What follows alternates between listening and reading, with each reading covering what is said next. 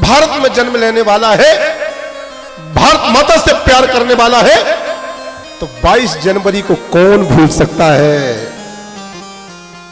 500 वर्षों की जो गुलामी पड़ी हुई थी श्री अयोध्या जी में, वो पिछले वर्ष 22 जनवरी को अयोध्या के राजमहल में भगवान श्री रामचंद्र जी की स्थापना हुई है मेरे प्यारे। तो मेरे प्रभु श्री रामचंद्र जी को अयोध्या में विराजमान हुए कल प्रथम वर्षगांठ है। तो हम समस्त भोपाल वासियों के लिए, समस्त सनातनियों के लिए, समस्त देशवासियों के लिए भगवान श्री रामचंद्र जी के अयोध्या में प्रथम वर्षगांठ स्थापना की मंगल बधाइयां दे रहा हूं। भगवान श्री रामचंद्र जी की बहुत बहुत मंगल बधाइयां, बहुत बहुत मंगल बधाइयां। भगवान श्री रामचंद्र जी की करुण कृपा हम सब पर बनी रहे। और अब तो भैया हमारे देश में साल में 2 बार दीपावली मनाई जाएगी। हाँ, एक दीपावली जो सनातनी चली आ रही है, कार्तिक कृष्ण अमावस्या को हम लोग दीपावली मनाते हैं, दीपक जलाते ही हैं। लेकिन कल 22 जनवरी को भी प्रत्येक सनातनी को अपने घर में 21, 51, 108, मन करे तो 1108 दीपक जरूर लगाना चाहिए। भगवान रामचंद्र जी का पूजन करना चाहिए, भगवान श्री रामचंद्र जी की स्तुति करना चाहिए और एक भगवा ध्वज अपने दरवाजे पर जरूर लगाना चाहिए मेरे प्यारे।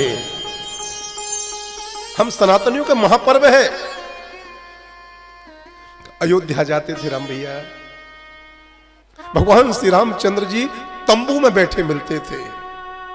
हम लोग 5 स्टारों में, होटलों में रहते थे, भगवान राम तंबू में रहते थे। आंखों में आंसू आते थे, टीस थी अंदर। लेकिन धन्यवाद देना चाहूंगा भारत सरकार का, धन्यवाद देना चाहूंगा सुप्रीम कोर्ट का कि ऐसा फैसला सुनाया कि अयोध्या में राम मंदिर भी बन गया और भगवान रामचंद्र जी की स्थापना भी हो गई। लोगों ने कहा कि हिंदू मुसलमानों की लड़ाई होगी, झगड़ा होगा, दंगे होंगे, फसाद होगा। लेकिन नहीं, मुसलमान भी तो हमारे भारत का ही भाई है।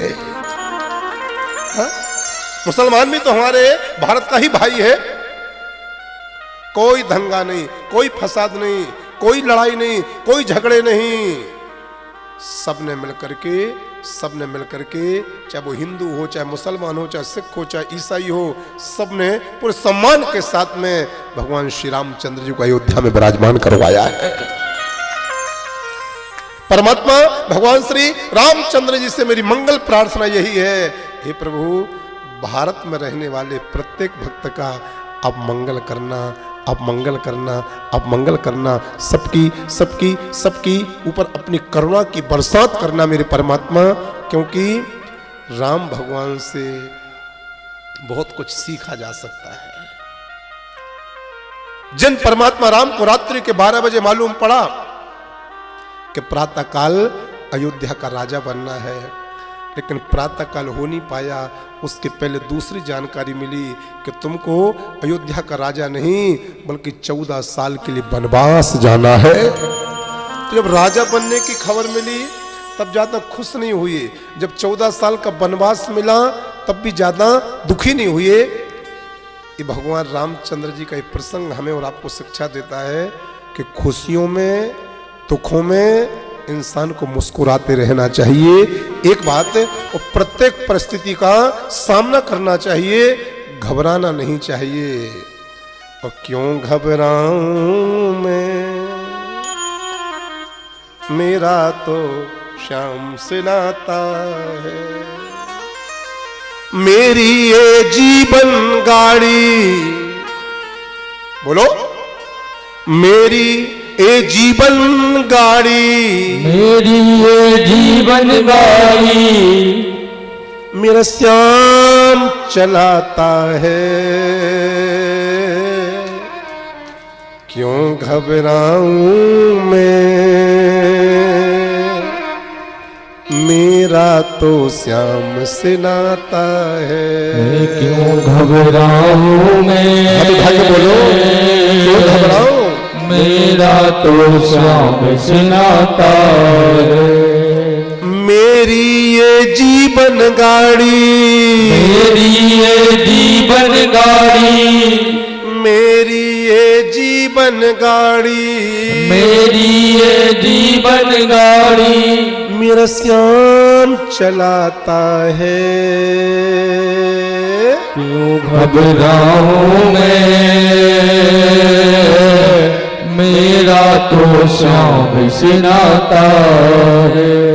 क्यों घबराऊं मैं, मेरा तो श्याम से नाता है। क्यों घबराऊं मैं, मेरा तो श्याम से नाता है। भगवान श्री रामचंद्र जी प्रत्येक परिस्थिति का डटकर के सामना करते हैं, घबराते नहीं हैं, मुस्कुराते रहते हैं।